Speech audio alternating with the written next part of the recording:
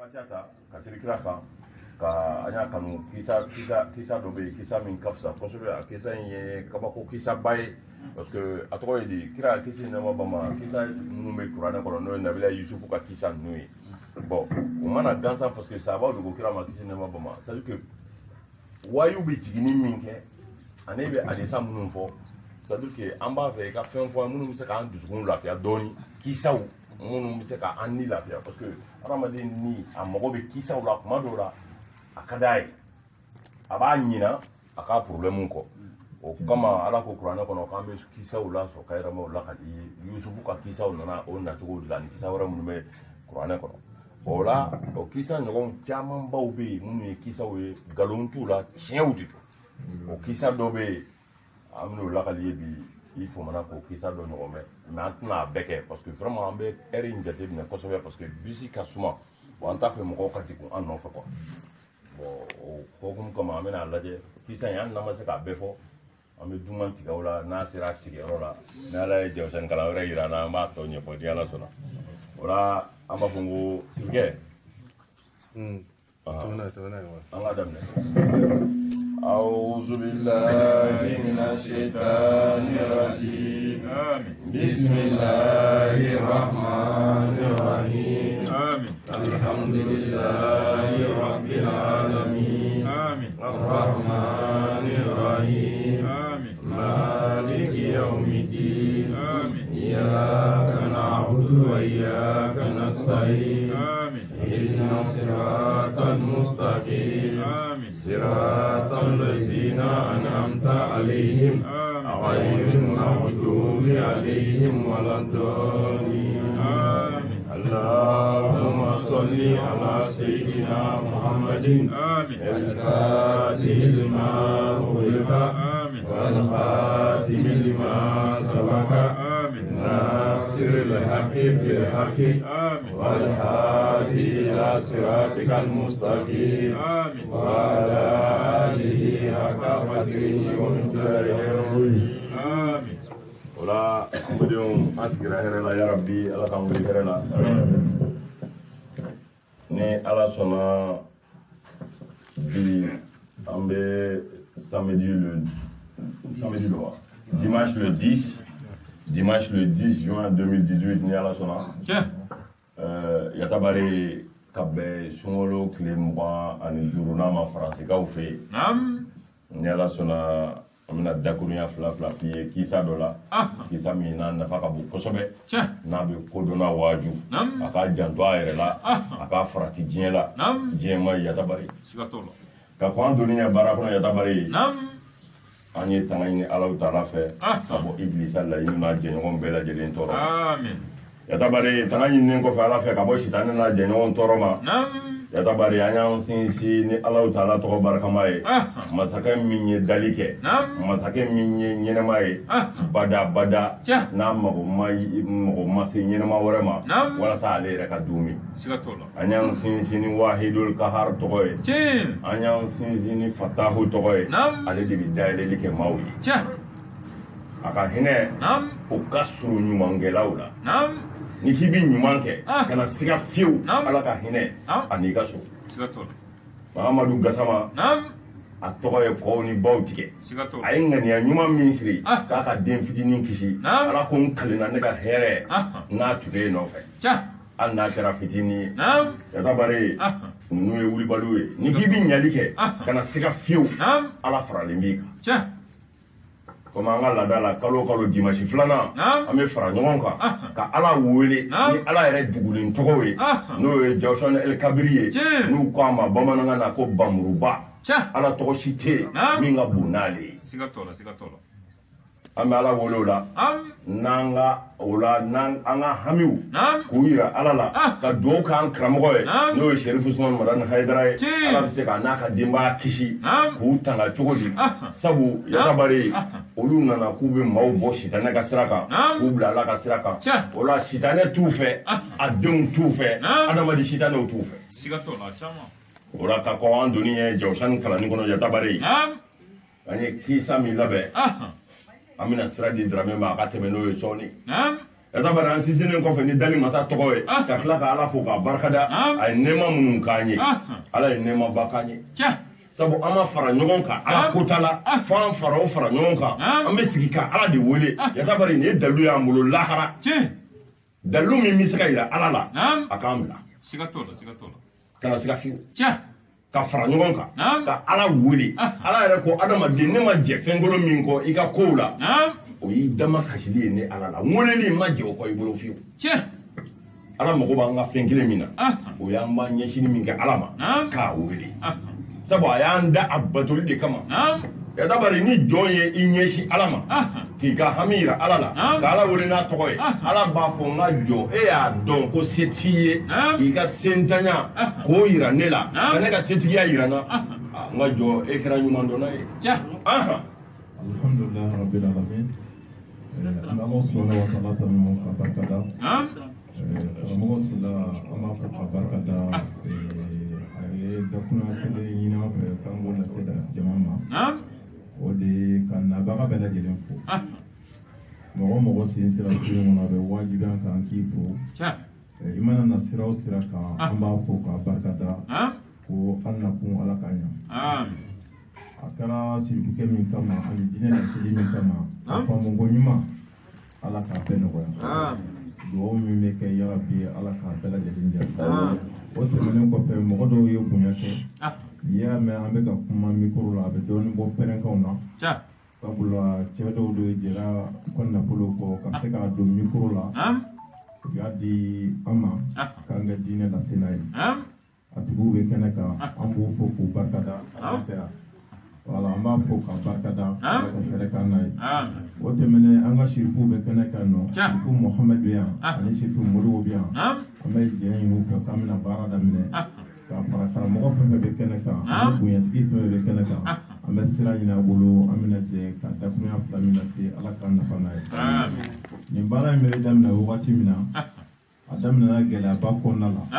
mɛ ani sisan cɛ a ye jaabi caman sɔrɔ a la mɔgɔ caman y'a ka papiye sɔrɔ caman ka musokow ɲɛnabɔra sokow ɲɛnabɔra don o don an bɛ lafiya dɔ de sɔrɔ a la wa don o don an bɛ kibaruya dɔ de sɔrɔ a la fɛn tɛ k'an bɛ ka k'an kunfɛ daliluw b'a la mɔgɔw nana ni kibaruya yan nɔ bilahi moriw ka san kalo a tɛ se ka ɲɛnabɔ fiyewu mɛ u ka kibaruyaw u ka hami siriliya yanni ko wuli an ye jaabi sɔrɔ dɔgɔkun tɛmɛnen ta a y'a sɔrɔ ne yɛrɛ man kɛnɛ a bɛ tila jɔsɔnni na waati min na a bɛ sira wele midi waati k'a fɔ a ɲɛna ko man kɛnɛ yanni wulafɛla cɛ a wulili cɛ ni lafiyara bana banna ka kɔn fitiri ye nka bana min tun bɛ na n ye su bɛɛ kɛ n ma sunɔgɔ o n'a ɲɔgɔnna caman mɔgɔ caman haju dilan yɔrɔ yan ye wa dugawu jaabi yɔrɔ yɛrɛ kɛnɛ in sigira ala ɲɛda kama a ma sigi fɛnko kama a ma sigi nata kama a sigira de an kana ka hamiw yira ala la ni ala tɔgɔ ba kelen ye ani ka ɲɔgɔn waju bagabagali ani hinɛ sira kan ala k'an bɛn sababa ma an bɛna don an ka walanda kɔnɔ sirifu sira bisimila. Nous demandons la protection à Dieu contre Satan. Yatabari ame ɲini Alahu Taala fɛ a k'an kisi k'an tanga ka bɔ Ibilisa tɔɔrɔ ma. Au nom de Dieu, le tout miséricordieux, le très miséricordieux. Yatabari an y'an sinsin ni Alahu Taala tɔgɔ barikama ye min ye Arahamani ye ani Arahimi masakɛ an y'an sinsin n'a tɔgɔ ye. Yatabari n'i bɛ ka Fatiha kalan n'i ko bisimilahi o kɔrɔ n ye sinsin n'Ala tɔgɔ ye Ala b'i ɲininka de k'i kan bɛ Ala jumɛn ma sabu kafiriw ye sinaw kɛ ni Ala la n'i ko Arahamani o kɔrɔ de ye n kan bɛ Ala de ma diɲɛ nɛɛma lɔkɔlen o tigi Ala in n kan b'o de ma lahara nɛɛma kɛrɛnkɛrɛnnen Arahimi n kan b'o de ma Ala b'a fɔ n ka jɔ o ye ne ye. Nin nɛɛma fila ye nin ye ne Ala kelen ko ye nin fila bɛ ne kelen de bolo o la kan'i yɛrɛ malasa dɛ kan'i yɛrɛ malasa ko Arahimi o kɔrɔ de ye bɛɛ jɛlen t'a la a kɛrɛnkɛrɛnna dɔw de ye jɔnniw Yatabari i bɛ wuli k'i cɛsiri sisan de i ka y'o tigiw la walasa i k'o hami o hinɛ kɛrɛnkɛrɛnnen in dɔ sɔrɔ minnu siranna Ala ɲɛ ka da a ka daw na a ko u ka min kɛ u y'o kɛ a k'u ka min to yen u y'o to yen olu de bɛ Arahimi sɔrɔ Ala k'an ɲa mɔgɔw la. Dieu accorde la paix et le salut sur le prophète Mohammed et sa noble famille. Yatabari ameseli zamizamiyuka anaso dungue sanmo ala olum kishi utanga uroma dia nogola kakla ku fusaya danfen be muklakan sigatolba annama beima chiedu kele yatabari flana nama beima ibi boss la me ala de yake janaba nogoto balima fɛnw yatabari ni janaba nogo bila silamɛ sariya ye fɛn wɔɔrɔ kɛli k'i ma haramu ye a fɔlɔ ni janaba nogo bila yatabari i ti kuranɛ kalan fo n'a kɛra n'i b'i yɛrɛ tanga n'a ye sariya ko a jɛna n'a ye k'a kalan ye a filanan a ti bɛn yatabari i ka don misiri kɔnɔ ka janaba nɔgɔ to sariya ko fo n'a kɛra dɔrɔlɔ gɛlɛn masala ni mɔgɔ dɔw bɛna fatu bana min b'a la e kelen de bɛ se k'a furakɛ janaba nɔgɔ b'i la sariya ko diɲɛ b'i bolo don i ka taa kisili kɛ nka n'o tɛ n'i donna i ye haramu a sabanan yatabari ni janaba nɔgɔ b'i la sariya k'i ma ko kana nafila seli kana farida seli a naanina ko ni janaba nɔgɔ b'i la yatabari k'i kana maga kuranɛ yɛrɛ gafe fansi la a faamuna o kɔfɛ ko ni janaba nɔgɔ b'i la ko alikaba munumunu n'o ye tawafu ye o haramuyalen don i kan o de kama an balimamuso minnu bɛ laada ye n'u taara maka hiji sen fɛ u bɛ furaw de d'u ma laada in kana se ka na sabu a b'u ka baara tiɲɛ an ni sirifuw tɛ kelen ye n bɛ fɛ k'o de f'i ye janaba nɔgɔtɔ balimafɛn minnu fɔlen filɛ nin ye sisan misiri kɔnɔ donni na sirifiw bɔra a la ala yɛrɛ fɛ maaw tɛ kelen ye n'a ye kelen ye yatabari ne b'i ka titre de séjour demande kɛ e bɛ taa préfecture la nka préfecture yɛrɛ de nana Mamadu Gassama ta ka taa n'a ye k'a ta d'a ma maaw tɛ kelen ye n'i ye nationalité demande kɛ au minimum tu as 6 mois yan'u k'a d'i ma nka ordre présidentiel de décrétera ko k'a di ale ma tile damadɔ lahara yɛrɛ fana bɛ nin cogo in de la diɲɛ ye nin kabako minnu ye ta lahara maaw tɛ kelen ye wali diɲɛ yɛrɛ kɔnɔ yan an tɛ kelen ye yatabari ni bala ka diɲɛ da muso n'a cɛ ma kɛ kelen ye muso ala y'i cɛ kɔrɔta i sanfɛ k'i mara di a ma a tɛ kelen ye yatabari de bala ka diɲɛ da den n'a masa tɛ kelen ye i ka jinɛso bɔ ale de sen kɔrɔ n'i ma sabali fani ba kɔrɔ ka dugawu ɲini i bɛ taa jahanama jan tɛ kelen ye ala ye fɛn fɛn kɛ a ye dɔ kɔrɔta dɔ sanfɛ n'i m'a faamu dɔrɔn i bɛ hasidiya a faamuna o la yatabari kira Muhamadu Mustafa n'a zuriyaw kira ka Madina misiri sahaba bɛɛ ka da de kun bɔlen don ka bila la Bokar Usman Umar Aliyu bɛɛ ka da de kun bɔlen don ka bila misiri kɔnɔna la n'u bɔr'u ka da fɛ dɔrɔn u bɛ misiri kuru kɔnɔ ala ko a bɛna taa janaba nɔgɔtɔ ci donna ka so kɔnɔ a fɔ k'u ka daw bɛɛ tugu fo n'a kɛra Imamu Aliyu ni Fatima ye Zamzam ye nin fɔ tuma min ko ala ko a ma hadisa kurisiw la ko misiriw daw ka tugu ka daw bɔ kare kɔnɔ misiri ye yɔrɔ sanuman de ye fo n'a kɛra Aliyu ka da ye kuma cayara k'a bɛ fɛ ka binakɛ den bonya yira a nana jɔ minbari kan a ko ne ma maa ka da tugu ala de y'a ka daw tugu wa ne ma foyi fɔ ni yɛrɛ ni ye fo n ma ye yamaruya an ka min fɔ o de la an k'i ma n ko sirifuw n'an tɛ kelen ye olu ka da yɛlɛlen don ka bila misiri kɔnɔ jaraba nɔgɔ ko t'a la yatabari o to yen jaga kelen min ni silamɛya ko k'a di ni ala ko ten jaga dun ye haramu ye sirifiw ma adamadenw tɛ de mais mun na ala k'u kana jaga dun ala y'a da kan ko jaga ye jaga bɔla nɔgɔ de ye aw ka sanu aw kana nɔgɔ minɛ maa n'olu ye kelen ye sirifuw bonya n'u dɔgɔyara i bolo lahara i bɛ taa jahanama kɔnɔ i si bɛɛ seli n'a sun kɔfɛ. L'histoire tarique de la naissance de Balakissa. Balikisa masa Solomon ye muso dagabana min furu masamuso min furu o ka bangeni yɛrɛ yatabari a sababu nana cogo min a fa ye jɔnni ye a ba ye jɔnni ye a bɛna dɔ f'i ye o la k'i tulo kɛra bɔsigi i ka kuma ninnu lamɛn yatabari dugukolo in kɔrɔla o ko caman kɛra dugumakolo in sanfɛ yan wulili tɔ yɛrɛ man jan bilen ka diɲɛ wuli a tɔ man jan bilen yatabari ni kisa in kɛra a ka ca san 600 ye bi. On raconte qu'il y avait un homme nommé Série. A ko yatabari sahaba dɔ de tun bɛ yen kira ka sahaba don kisi nama ba ma sahaba ye o tun b'a wele ko seyiri ale sahaba in ye si janba sɔrɔ kitabu b'a f'i ye k'a ye san 300 a y'o ɲɔgɔnna balo o b'a yirila k'a ye kira ye ka sahabaw ye sahaba sɔ caman seginna ala ka nɛɛma la k'ale to balo la Il a vécu 350 ans. K'a ye san 300 ni san 50 a y'o de balo Il vivait encore du temps de Mohammed et avait cru en lui. a ko a tugura kira muhamadu kɔ o ka kiraya kɛra a ɲɛna a dar'o la a donn'o ka diinɛ la Et même après Mohammed, jusqu'au temps de Ma'awiya ibn Abu Sufyan Ma'awiya. a ko kira fatulen kɔfɛ kisi nɛɛma ba ma ka Abubakar Sidiki ni Usman ni Umar ni Aliyu ninnu bɛɛ ban Muawiya Abu Sufyana denkɛ n'o ye Makan dugutigi kɔrɔ ye o denkɛ Muawiya o ka kalifaya waati cɛkɔrɔba in de ni Muawiya ye masala dɔ kɛ a bɛ n'o masalaw de f'i ye Ma'awiya lui demanda un jour au Obeda dans le courant de ta vie comment as-tu vu le monde et ses chefs. Muawiya de ye cɛkɔrɔba in wele o tun b'a wele ko Obeda a ko e ye si janba sɔrɔ mɔgɔ min ye si jan sɔrɔ yatabari o bɛ se ka waajuli kɛ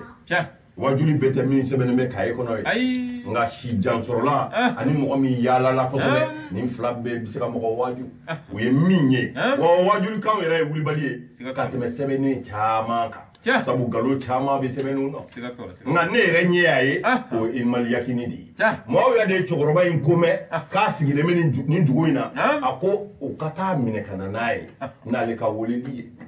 cɛkɔrɔba selen Muawiya kɛrɛfɛ tuma min n'u ye dumuni kɛ u tilara a ko a ma n b'i ma e ka nin si janba in kɔnɔ i ye mun ni mun ye e ye diɲɛ yɛrɛ ye cogo di i y'a faamu cogo di Il répondit a ko Muawiya ma j'ai vu ce monde comme la nuit noire qui passe. a ko n'i ma diɲɛ dɔn a ko ne ye ka ci san 350 ni 50 in kɔnɔ ne ye diɲɛ ye i n'a fɔ dibifin kiri yatabari dibi min bi taa a sigilen tɛ yɔrɔ kelen nin ye tiɲɛ ye japuwa nin diɲɛ ye nkalon ye n'i m'i cɛsiri ala kɔfɛ yatabari i bɛ nimisa dan tɛ nimisa min na kitabu datugu i ka diɲɛ in yɛrɛ lajɛ a kow ye sangakow de ye a foyi tɛ dun sangakow de don ni min nana daw bɛ tugu ka yɛlɛ n'o kuma ye sanga kɔnɔ o bɛ taa o bɛ tunu ka kɛ i n'a fɔ o mana ko wɛrɛ bɛ na daw bɛ tugu ka yɛlɛ n'o kuma ye diɲɛlatigɛ yɛrɛ bɛ tan de yatabari a ye fɛn fɛn fin a tilara k'o jɛ diɲɛ ye fɛn fɛn jɛ a tilara k'o fin Imam Aliyu ko karamala wajaha ko diɲɛ a ko fɛn bɛɛ ka ɲɛ a den ma fo n'a kɛra diɲɛ ye ale de b'a den kɔrɔta diɲɛ bɛ diɲɛ den kɔrɔta a bɛ diɲɛ ɲinina kɔrɔta de k'a kɔrɔta yatabari k'a kɔrɔta fo k'a se simaku dolo la ka sɔrɔ k'a cɛ ka bɔ a kɔrɔ k'a feere a nun kan a b'o de kɛ diɲɛ denw na e b'o diɲɛ den joli joli dɔn jɛnɛya wanew suyɛni wanew dulɔ wanew nbɛdiya wanew minnu ko n ti bɔ buwati kɔnɔ fo ninɛkili laban yatabari a bɛɛ labanna u gɔmɛ dɔgɔyalen so kɔnɔ maaw ɲinan'u kɔ Je vis des enfants naître de leur mère et leur père mourir. Amina tugu ɲɔgɔn na Darame Mori ko ale ye diɲɛ ye cɛkɔrɔba in bɛ ka diɲɛ fɔ hali bi Muawiya ye Ibn Abu Sufyana k'e waaju k'i janto i yɛrɛ la cɛkɔrɔba ko Muawiya ma a ko n'i ma diɲɛ dɔn n y'a ye dibifin kiri don min sigilen tɛ sigiyɔrɔ kelen a ko o kɔfɛ ne ye min ye diɲɛ kɔnɔ cɛw bɛ musow furu ka denw bange cɛw bɛ tila ka sa ka taa ka musow ni denw to yatabari bakɔrɔnin ka ca ni fakɔrɔnin ye dɛ i b'a dɔn min b'a kɛ dusukasi kana se ka fiyewu musow de ye cɛ bɛɛ faa k'u yɛrɛ sɔrɔ J'en ai vu quelqu'un qui ont atteint un âge de 1000 ans. a ko ne ye maaw ye n ka ɲɛnɛmaya kɔnɔ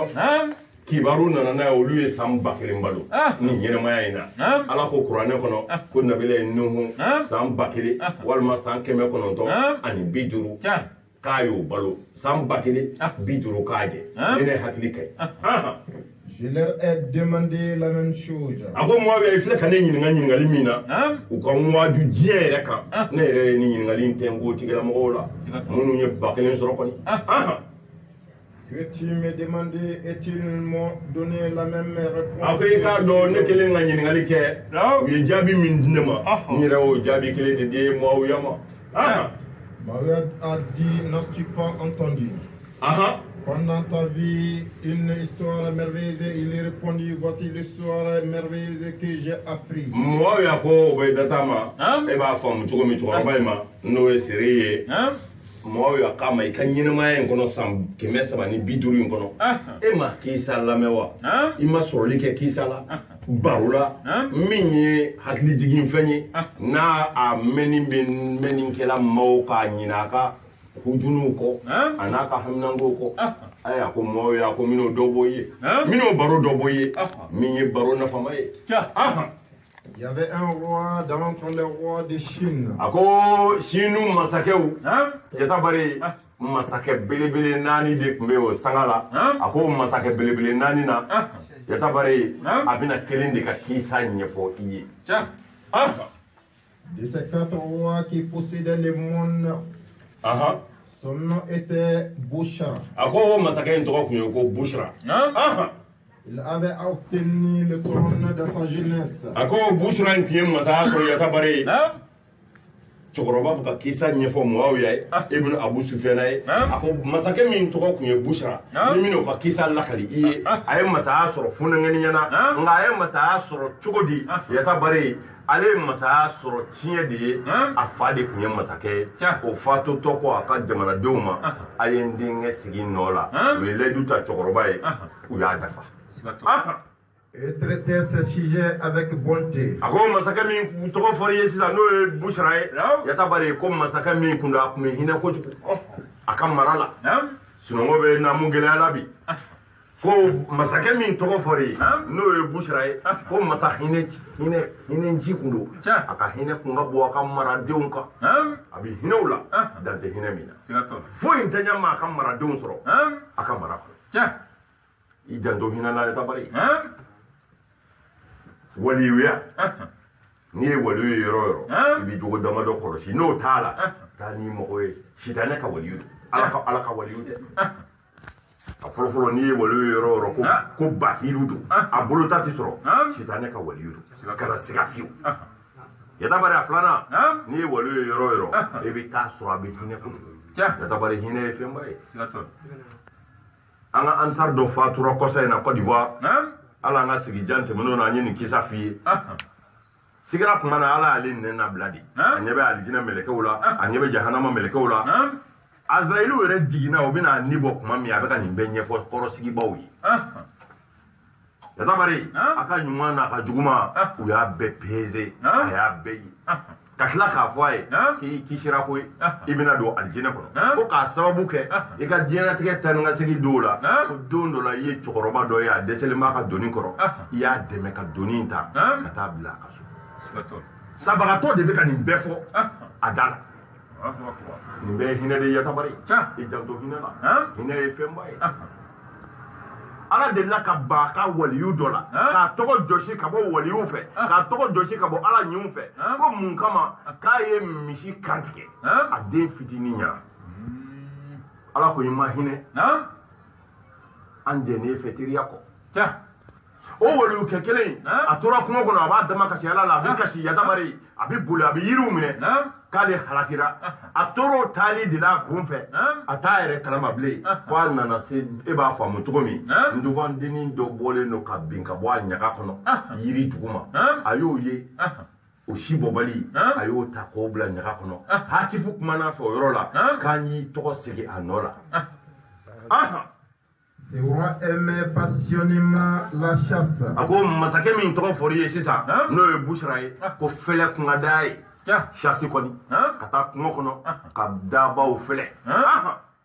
Il ne cessait de chasser ni jour ni nuit. A ko masakɛ ma wuli a bɛ fɛlɛ kɛ tile fɛ a b'a kɛ su fɛ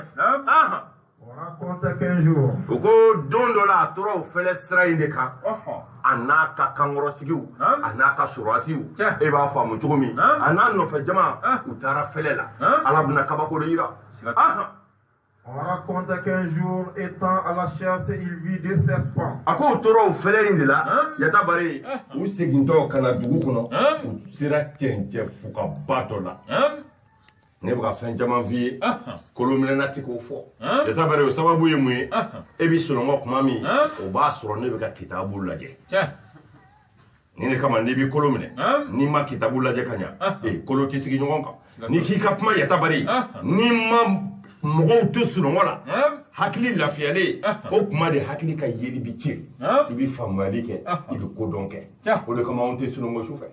o kɔrɔ ye mun ye an b'a fɛ ka fɛn de fɔ e ye fɛn minnu bɛ faamu n'a tilennen don u bɔra fɛnɛ la n'u bɛna ale dugu kɔnɔ cɛncɛn fugaba o b'u ka dugu suforokun na u sera ye tuma min a nana sa fila de ye u bɛ kɛlɛ la masakɛ n'a ka jamakulu u bɔtɔ don fɛlɛkɛyɔrɔ la u ye sa fila ye u bɛ kɛlɛ la i hakili sigi i ka kisɛ ye lamɛn Les noirs est formidable. a ko u ye sa kelen ye o ye finman ye yata bari a ka bon bonya la a ka bon hakili ma nkoronko finman kirikisi belebele n'i y'a lajɛ yata bari i jaabi tigɛ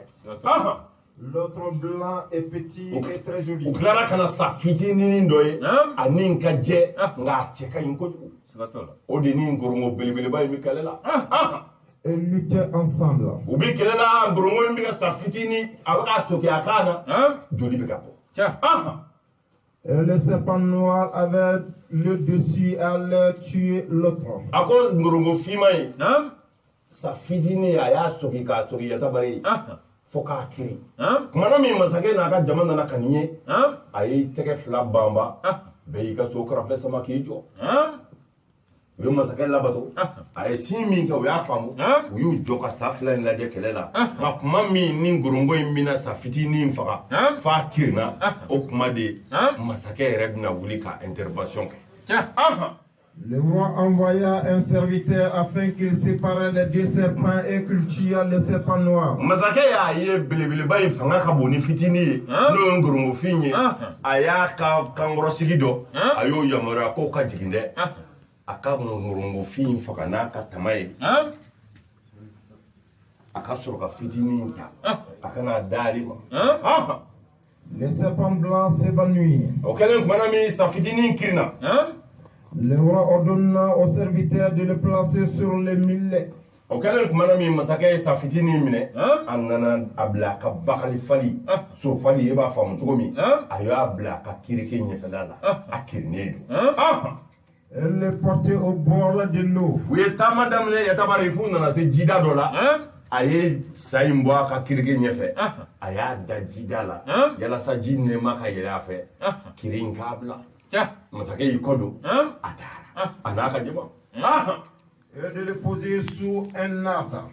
a tun bɛ yiri dɔ jukɔrɔla la jida la masakɛ ka bilali la Quand la fraîcheur de l'eau et l'ombre à l'arbre l'atteignirent. a ko tumana min ni yiri suma ani ji suma ji nɛɛma yɛlɛnna sadennin kan Le serpent revient à lui et bute un peu de cette eau. a ko yatabari kiri nana sa jɛmanin bila kiri y'a bila tuma min Et but a un nana peu don de ji cette la eau. ka ji dɔɔni min yatabari Ils le laissèrent libre et s'en allaient et le roi retourna chez lui. masakɛ taalen yɔrɔ jan a y'i jɔ fana ja fɛ a y'a ye sadennin ɲɛnamayara a y'a fofo ka don ji la a ye dɔɔni min a bɔra ji la a y'i kɔ don a taara sɔɔni a tunun'o la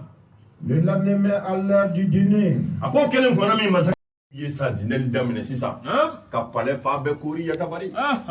gardi minnu bɛ kɔnɔna la olu ye palais sɔkɔnɔ daw tugu gardi minnu bɛ jɔ masakɛ ka chambre da la olu y'u jɔ da la surafana dun kɔfɛ barow bannen da kuma selen sisan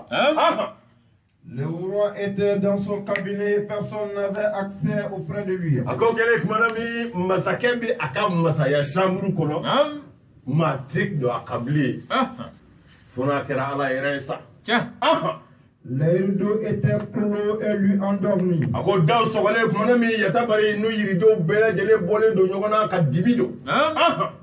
Lorsqu'il s'est réveillé, o y'a sɔrɔ masakɛ y'i da Yatabari a sunɔgɔra waati ni kunkurunin fɛn dɔ nana masakɛ yigi a ɲɛ yɛlɛla. Il vit un jeune homme comme il n'en avait jamais vu de beau. A ko masakɛ ye funɛngɛni dɔ sigilen y'a kɛrɛfɛ denmisɛnnin cɛ ɲumanin funɛngɛni a ma deli ka min ɲɔgɔn ka cɛɲa ye danfɛn wɛrɛ la a dabali banna a y'o ye a ka chambre kɔnɔ. Et habillé de vêtements distinctifs. A ye finiw ye funɛngɛni na Yatabari fini min tɛ adamadenw ka fini ye a cɛɲa fɛ a dilannen bɛ ni sanu ani warijɛw ani lulu ani marijanɛw duloki dilannen bɛ n'o ye o donnen bɛ funɛngɛni na masakɛ y'i ɲɛ yɛlɛ a y'o sigilen y'a kuɲafan fɛ nin bɛ maa dabali bɔ a ja tigɛra. Le roi lui dit, qui es-tu? Masakɛ ko a ma e ye jɔnni ye? Il t'a introduit ici. E sera ka ne ka gardi bɛɛ tɛmɛ ka don ne ka so kɔnɔ yan cogo di? À une heure où personne n'osait venir chez moi. Sanga la sanga min ni maa ti don ne kan o sangaw la e sera ka don yan cogo di? E yɛrɛ ye jɔnni ye? I bɔra min? I tɔgɔ ye di? I jamu ye di? E ye danfɛn sugu jumɛn ye? Le jeune homme dit au prince. O kɛlen kumana min masakɛ ko kamalennin ko masakɛ ma a ko y'an ka masakɛ. Je ne suis pas un homme mais un péril. A ko n'i ma ne dɔn ne ti danfɛn ye min b'i wele ko farikolotigi adamaden a ko n ka masakɛ ne ye jinɛ de ye. Fils d'un chef péril. A ko n'i ma ne dɔn ne ye jinɛ masakɛ dɔ de den ye n yɛrɛ tɛ maalankolon ye masaya b'an ka du kɔnɔ. Je suis ce serpent que le roi a délivré hier. Lui, serpent noir. A ko masakɛ i ye sa fila minnu kɛlɛla n'i ye sa jɛmanin kisi saya ma ka taa bila jida la a ko n'i m'o sa jɛmanin dɔn a ko ne don. Cɛpa an bɛ duman tigɛ aw la yan. An ka dɔɔnin fɔ ayiwa sa tɛmɛna ye. A ko masakɛ n'i ma ne dɔn i ye nkurumo finman min ye n'o tun bɛ ka ne sɔgi n'a bɛna n faga a ko nkurumo in ye ne fa ka maraden dɔ de ye a bɛ n fa ka mara kɔnɔ. A de l'inimité pour moi. A ko nka i k'a dɔn maraden min don ne yɛrɛ juguya de b'a kɔnɔ dan tɛ juguya min na a ma se ka n kanu fiyewu. Hier, il m'a rencontré seul dans ce désert. A ko anw jinɛw ni tile ganna an bɛ taama yɔrɔw la kɛnɛma yɔrɔw an b'an yɛrɛ lafiya yiri jukɔrɔlaw la ne de bɔra de n ko n bɛ taa lafiya ja bɛ ka n jɔ jɔlimajɔ a ye n kunbɛn an ka so ani dugu kɔnɔna cɛ yɔrɔ la e ye bɛnna n'a ye a bɛ ka n kɛlɛ yɔrɔ min. Est-il voulait me tuer? A k'i kana se ka masakɛ y'a jɔlen tun bɛ ne fagali de kan nka e de donna an cɛ ala ye n kisi ne de sababu ye. Lorsque tu m'as délivré de sa main. A ko masakɛ tumana min n'i ye ne tila sa jugu in na an fa ka baarakɛla in na. Et m'a ramené au bord de l'eau pour me faire reprendre l'essence. I ye n ta ka taa n bila jida la yalasa n ka se ka kunu n ka kisi. Yatabari jinɛ kamalennin de bɛ ka kuma masakɛ fɛ sisan a ye ɲumanya min kɛ i tulo jɔ i ka kisa in lamɛn.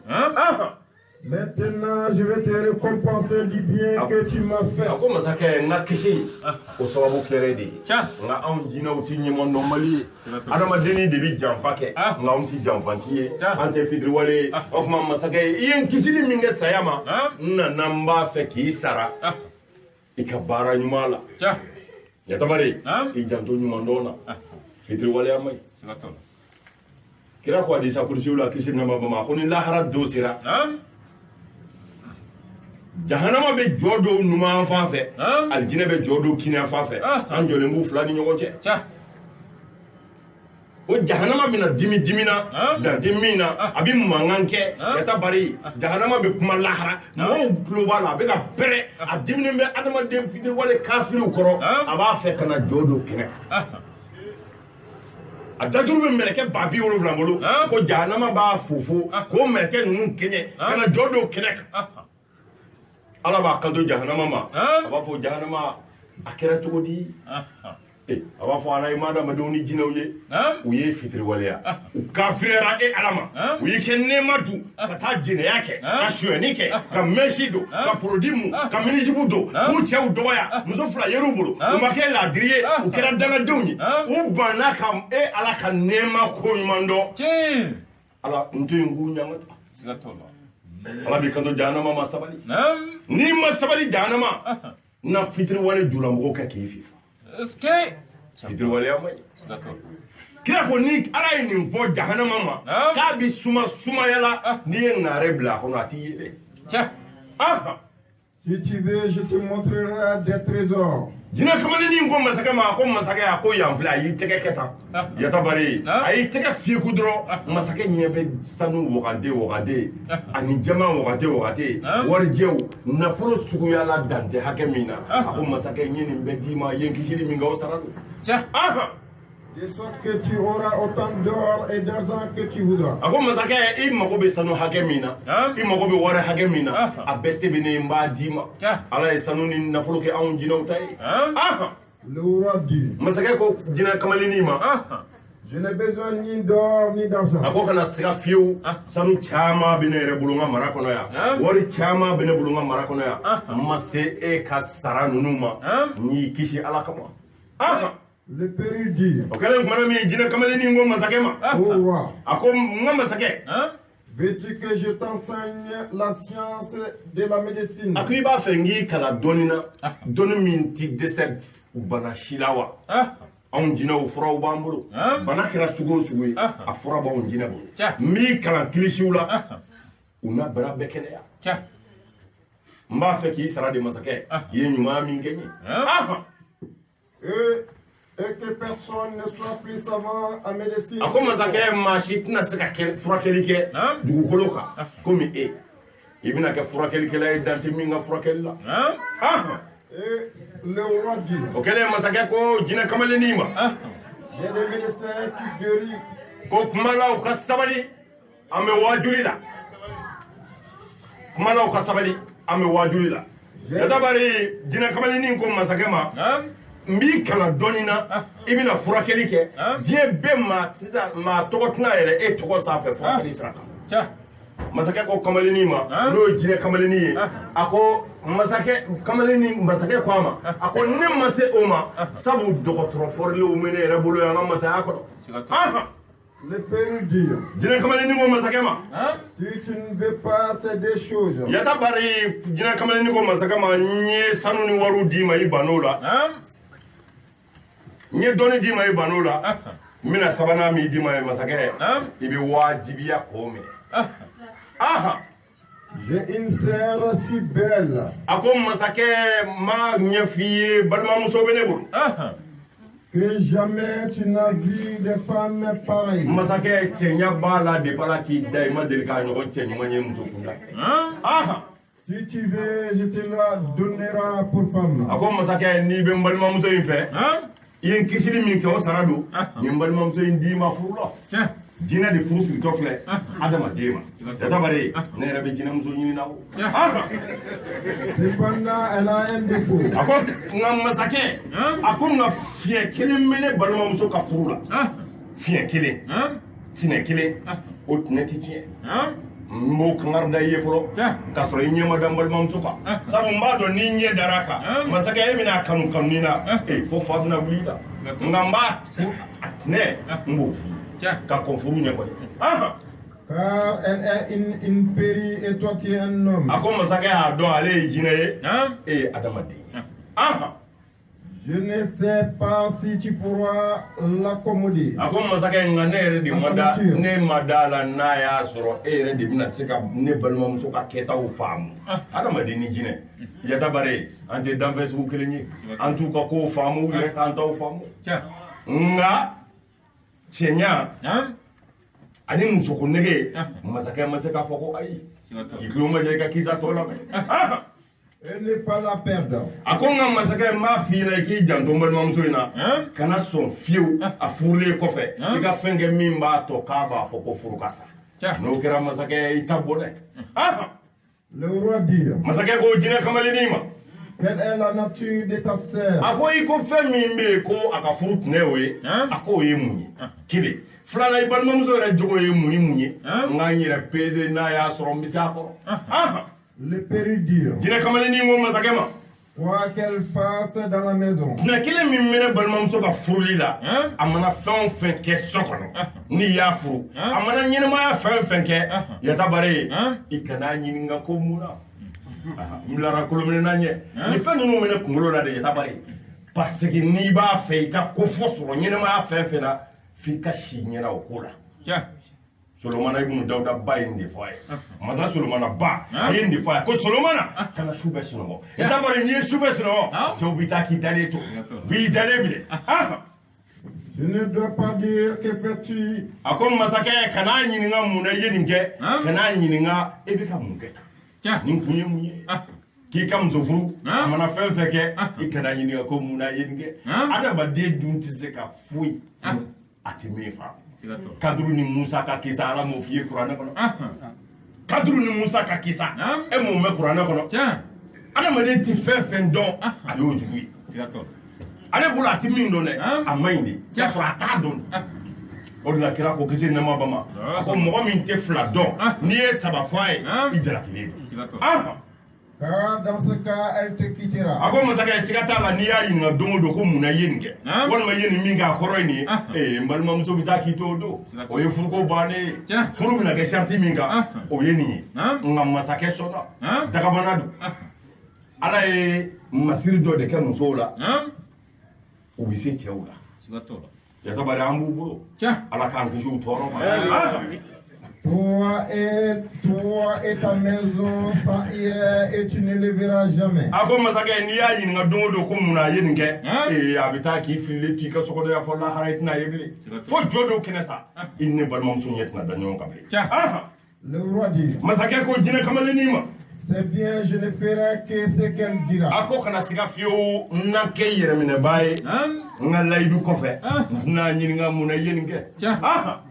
J'agirai en tout selon sa volonté. siga foyi t'a la n'a ko min a ka yamaruyaw bɛna kɛ labatoli-kɛbaa ye ne fɛ Le père dit jinɛ kamalennin ko masakɛ ma lève-toi et viens avec a ko masakɛ wuli de i ka tugu n kɔ nin dugutilaba in na Le roi se leva. masakɛ wulila ka buloki bila a kan na yatabari a bɛ ka tugu jinɛ kamalennin kɔ i bɛna ko in tɔ ɲɛ dɔn Et le père le fit sortir du palais. kɛnɛ kumana min jinɛ kamalennin ma bɔ ni masakɛ ye palais da fɛ dɛ a y'i tɛgɛ da kogo la o tilara fila ye ani masakɛ bɔra cɛpa ala ye kabako masakɛ n'i ye dali yɛrɛ kɛcogo lajɛ i bɛ ala ye kana kuranɛ da yɛlɛ dɛ dali kɛcogo ala ye dali kɛcogo min yatabari kogo nɛgɛ yiri adamaden dilannen bɛ dilan cogo min na anw tɛ se ka tɛmɛ o fɛ fo n'an ye fɛɛrɛ dɔ kɛ k'a tila fila ye walima ka da bɔ a la k'o dayɛlɛ k'o turu i b'i ka da sɔgɔ i da la jinɛ mana na ale bɛ don mɛlɛkɛw mana na o bɛ don parce que yatabari forme bi anw na farikolo ti olu la farikolo ma fɛnw tɛ n'an k'an bɛ don jinɛw yɛrɛ dilannen bɛ dilan cogo min n'an b'o ɲɛf'i ye i bɛ masa segin ala ma Et-il le conduit hors de la ville dans le désert? jinɛ kamalennin tɛmɛna ni masakɛ ye u bɔra dugu kɔnɔ yatabari u y'u ɲɛsin dugu soforo kɔfɛla ma u nana se cɛncɛn fugaba ma jinɛ kamalennin bɛ masakɛ ɲɛ Puis il l'amena dans des kiosques et dans des jardins comme le roi n'en avait jamais. a ko masakɛ bɛ jinɛ kamalennin nɔfɛ yatabari n'u tɛmɛna yɔrɔ min na u bɛ se yɔrɔ wɛrɛ la min n'o tɛ lahala kelen ye n'u bɔra tufin kɔnɔ u bɛna don jardin kɔnɔ n'u bɔra jardin kɔnɔ u bɛna don dugu kɔnɔ n'u bɔra dugu kɔnɔ u bɛ taa don soforo kɛnɛ wɛrɛ la masakɛ kɔni bɛ jinɛ kamalennin nɔfɛ o kɛlen bɛ taa da ye Des murs d'or, d'argent, d'émeraude. a ko sɔɔni u nana se dugu dɔ ma masakɛ bɛ ka lagɛli kɛ kisa la a ko ale ye dugu in kogow ye a bɛɛ dilannen bɛ sanu bilen la d'émeraude et de perles. ani dugu jukɔrɔ nafolow yatabari dan tɛ minnu na n'i y'u ye u bɛ yeleku yeleku u cɛ ka ɲi kojugu a bɛ filɛli b'a kunna siri Et aux portées de ce kiosque et des cabinets étaient suspendus des rideaux. a ko tumana min n'u nana se dugu in ma a ko a nana ye yiridow fana dilannen bɛ sanu la ani warijɛ la Ensuite, le péri fit s'asseoir le roi sur un trône. Uduna dugukona unana soro yatabari. Chaise belebele ba saba. Glane me dugu jogoro nafolo la. E ba famu cogo min. Masaya gava. O fila glane me. Ka sigi chaise fila. Uduna dugukona sisan. A ye nin de ye. Ani jinɛ kamaleni bɛ ɲɔgɔn fɛ. Yatabari jinɛ kɔɲɔ daminɛlen don. O y'a sɔrɔ jinɛ kamaleni a ye layidu min di masakɛ ma n'o ye n balimamuso den di ma a ye ɲɛfɔli k'a ka mɔgɔw ye. A fa n'a ba ani balimamuso yɛrɛ ko ne jɛnna ne y'a ye ne ye n di min ma I kisili kama n bɛ labatoli kɛ. Jinɛw ye kɔɲɔ daminɛ ka kɔn masakɛ nali ɲɛ. Masakɛ ni jinɛ kamaleni nana k'a sɔrɔ jinɛw bɛ ka ngɔni duman jenbew gitariw fɔlifɛn sugu bɛɛ lajɛlen bɛ ka fɔ jama faralen bɛ ɲɔgɔn kan ni chaise nɔrɔma saba dilannen bɛ u fɛ ka sigi jama cɛmancɛ la. Jinɛ kamaleni nana ni masakɛ ye ka na sigi chaise min ka bon ni bɛɛ ye cɛmancɛ ta a ye masakɛ sigi o sigila in kan. Et des jeunes filles et des jeunes garçons formèrent deux rangs. A ko kɛra tuma min jinɛ bogotigininw ani jinɛ kamaleniw olu ye rang fila jɔ. Enfin la sœur du péri arriva. A ko kɛlen tuma min jaw bɛ ka kɔɲɔmuso de sɛnsɛn ka na. Jinɛmuso masiri faralen o kan yatabari n'a bɛ maa de. Et il la donna pour femme au roi. O kɛlen tuma min a ko masakɛ ma n ye n balimamuso min layidu ta ye n y'a di ma furu la. Elle la fit s'asseoir à côté du roi. A ko kɛlen tuma min masakɛ muso n'o ye jinɛmuso ye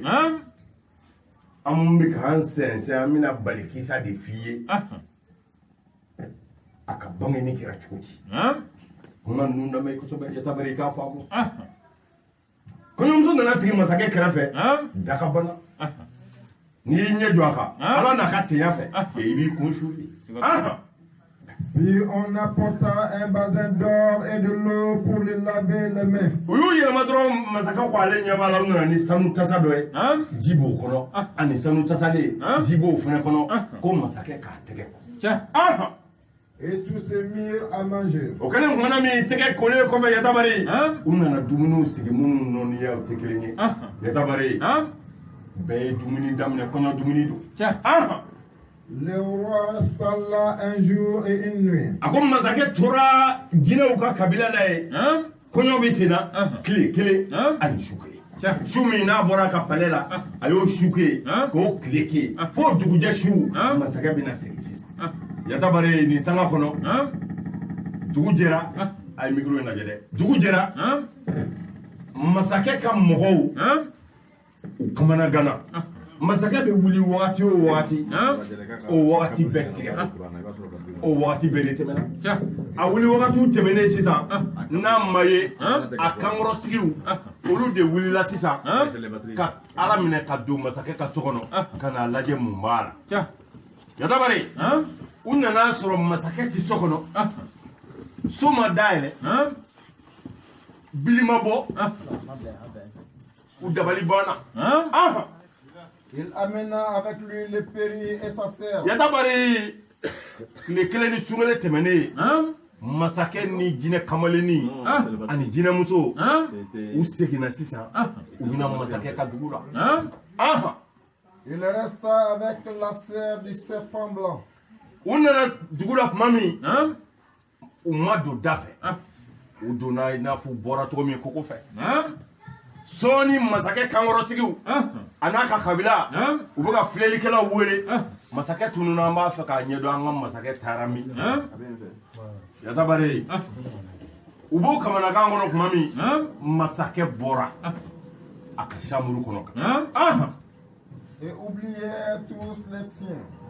A ko a nalen tumana min a nana ka kankɔrɔsigiw sigilen sɔrɔ a n'a somɔgɔw ani muso wɛrɛ minnu b'a bolo adamaden muso a ka masaya salon kɔnɔ. A ko nka kabako kɛra min ye ala ni jinɛmuso cɛɲa fɛ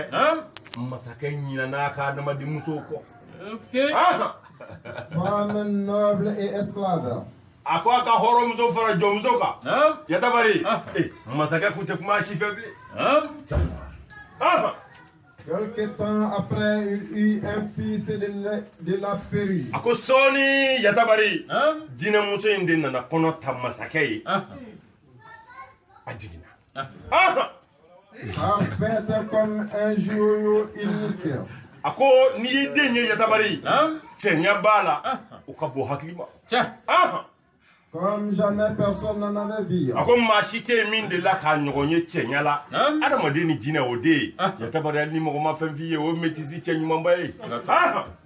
Quand on vient annoncer au roi cette nouvelle. Ako nana fo masakae ki ka jina muso jigina. Nga uma do jine do parce que ay adama dia saburata ou donner palais kono ay adama dia saburata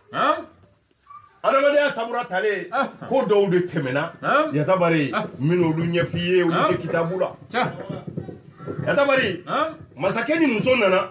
muso bodugu mado abokabila mado masakɛ yɛrɛ ma maa ci ka taa muso ɲini fo su fɛ dɔrɔn masakɛ kun tununa tile kelen ni su kelen dugu jɛlen a bɔra ka na a ye muso yira a ka jama la a ko muso filɛ masakɛ kankɔrɔmɔgɔw a n'a somɔgɔw u ko masakɛ ma fi ni jɛ la muso in bɔra min a ko taa ka sira la fɛn bɛɛ ti fɔ i b'i janto i yɛrɛ la yatabari kana sɔn i muso k'i bɛɛ dɔn cɛ o cɛ muso y'a bɛɛ dɔn a y'i minɛ cɛya ye gindo ye Sumanguru Kante a y'a kalan école la histoire la a muso de kɛra sababu ye k'a di juguw ma an ye min mɛn sɛbɛnfɛnw ye min sɛbɛn sabu kisɛ kun t'ale dun fɛn fɛn bɛ adamaden faga ni si kun t'a faga ko dunukɔrɔ tulu 100 o kɔfɛ sɔnni dɔ b'o o sen kɔfɛ ko n'i y'ale wagasi n'o ye a bɛ sa a yɛrɛ ye fɔli min k'a muso ye muso de y'a janfa yatabari musow ye cɛ caman janfa caman tora duuru naare jukɔrɔ ji la ni lahara tɛ a janfaw ɲɛsi dɔn i janto muso la Haruna Rashid tumana min n'a bɛ masaya la a y'a ka dugu dɔnnibaw fara ɲɔgɔn kan a ko ne b'a fɛ aw ka sɛbɛnni kɛ kuma la kuma min ye kodɔn kuma ye n'a bɛ ne nafa ka nafali kɛ mɔgɔw ye fo ka se lahara dɔw ma u ye sɛbɛnni kɛ kumaw la kuma 400 400 40 ani kuma 4 u nana ni kumaw ye Haruna ko nin ka ca kojugu nin bɛɛ tɛ se ka to kunkolo kɔnɔ a ko a ye taa 400 bɔ a la a ka kuma in to kuma 400 ni 444 ma a kana n'o ye sɛgɛsɛgɛli kɔfɛ ɲumanw kuma 400 ni 444 o sɛgɛsɛgɛlen k'o bɔ 400 ni 444 na Haruna Rashidi ko k'u ka taa 400 fɛnɛ bɔ o la u kana ni 444 ye min ye 400 ni 444 la ɲumanw ye yatabari kuma dundama ye ka baara kɛ n'u ye kuma 444 ɲuman nalen Haruna Rashidi ko a ye taa 400 bɔ a la a ka 4 ɲuman ta la a kana n'o ye kodɔn kumaw wajuliw don nafa kumaw don a faamuna yatabari kuma 4 nalen a ko a ye kuma ninnu fɔ n k'o mɛn tan u ko masakɛ an ka kuma 4 fɔlɔ ka na da muso la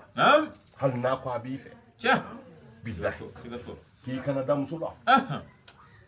a ko kuma 4 filanan ye jumɛn ye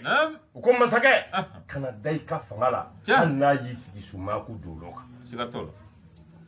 a sabanan ko e adamaden min ni ɲɛ 2 b'i la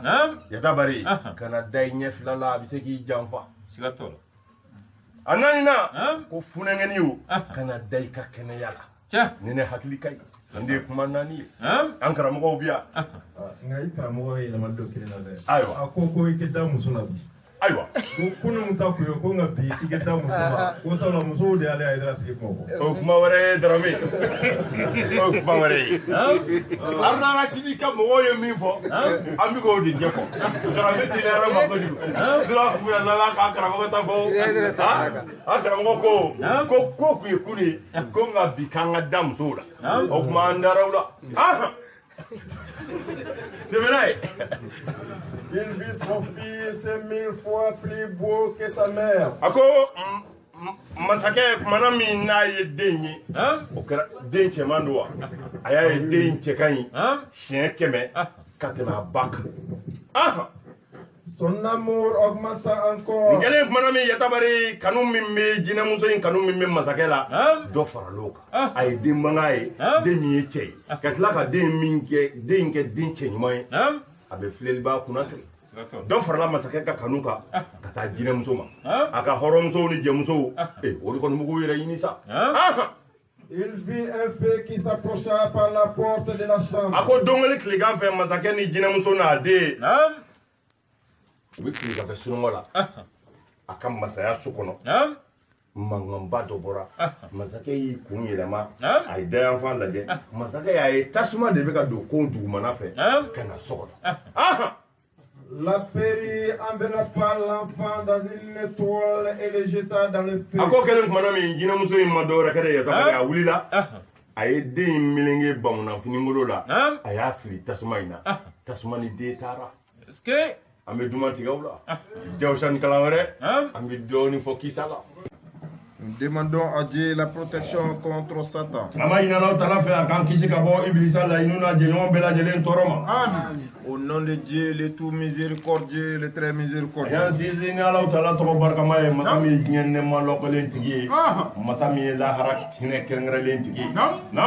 Que Dieu accorde la paix et le salut sur le prophète Mohammed et sa noble famille.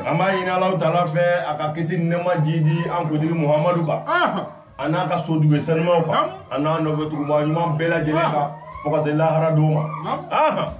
Il lui eut un fils de la péri parfait comme un joyau unique. Ako manami ni masake den chenyuma dawlama den noroma soro jina muso fe mami ni denye ba foko dolo masake ni sojara Comme jamais personne n'en avait vu. Ako ka koni denye Demine timba shima se ka fiye ko de la ka nyogon din chenyuma dawlama din noroma so tina ka mine muso do bolo kati Quand on vient annoncer au roi cette nouvelle, ako manami nu nana kibarada masake kloka ka fa muso jigina din chenyimna et qu'il vit son fils 1000 fois plus beau que sa mère. Unana din yira masake la ya e chenya ra medina utibara Son amour augmenta. Masake kanu min kumbala kata jina muso fanfe masado faraloka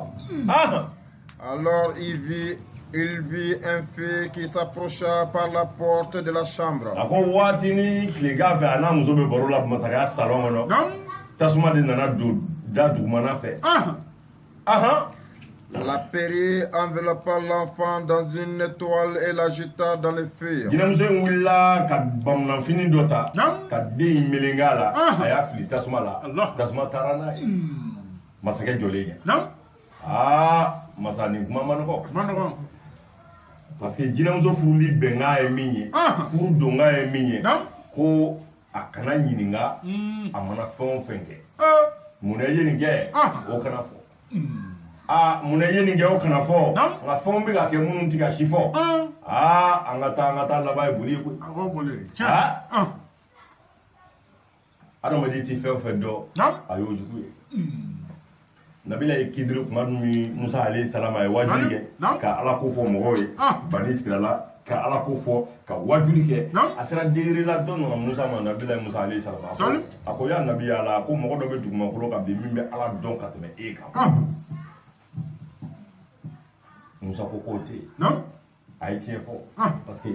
degré cité kiraya degré safa oye ilmun zahira di doni kine kanta o yodi nga ilmun batinu la mogo be fendo kiraw timido o chama nin kelen kuma mini ala sorla ka nabele Musa jalaki ko jomele buru Musa o be min donni ala ka doni ni nga ginola e to jakado fendo Musa soro yoro la o be wole ko curiosité curiosité de adama de yɛrɛ bila n'o ye kunba ye ka ko ɲɛɲini k'a ɲɛdɔn a ma fɔ i ka taa mɔgɔw sɔgɔbɛ ka jugu k'o ɲɛɲini dɛ mais curiosité ɲuman ka kisa ɲɛnamaw kala ka wuli ka diinɛ ɲɛɲini o ye curiosité hɛrɛma de Musa ko ala e ko jɔ in bɛ min ne bɛ fɛ k'o ye ka kala a bolo a n'a ka kiraya ala ko taa ba fila bɛn yɔrɔ la ini cɛ mina ɲɔgɔn ye n bɛ k'a tigɛ tigɛ Musa nana tafsirikɛla dɔw ko i ka jɛgɛ mana boli ka don ji la yɔrɔ min a n'a ka kalanden kelen bɛ ɲɔgɔn fɛ u sera yɔrɔ dɔ la u y'u sɛgɛnnafiɲɛ bɔ u wulila u taalen ɲɛfɛ Musa y'a ɲininka ko takula don k'ale ɲinana takula walima parce que kisɛ in ka ca bɛɛ b'a fɔ i ka fɔcogo la k'a ɲinana ka saki kɔ walima a ɲinana takula kɔ yɔrɔ dɔ la u seginna ka n'a ye u nana sɔrɔ o yɔrɔ in de kituru bɛ yen de komi olu tun taara ɲɛfɛ ala kɛtɔ k'u lasegin ka o de kɛra ɲinan ye ani kituru ye ɲɔgɔn ye sisan kituru y'a ye dɔrɔn a ko i munana den ye salamu aleykum Musa ko k'e bɛ ne dɔn de a ko Musa masakɛ min y'i bila ka na yan o de y'i kofɔ ne ye ala min y'a f'i ye ko ne bɛ yan o de y'i kofɔ ne ye Musa foliw kɔfɛ sisan Musa k'a bɛ tugu kitiri ko Musa i tɛna se ka sabali ne tɛna se k'i kalan sabu ne bɛ fɛn minnu kɛ e ka faamu ma s'a ma i ka dɔnni ma s'a ma i tɛna sabali a kɔ Musa ko i bɛna sɔrɔ n sabalilen don a ye kaduru deli u taara ɲɔgɔn fɛ u sera jida la k'u bɛ kɔgɔji tigɛ kamalennin fila olu y'u ye ko aw bolo don ala jɔn fɛ an y'aw ta fisabilila u ye ji tigɛ ji tigɛra dɔrɔn keduru ye o kurun yɔrɔ dɔw minɛ k'u kari-kari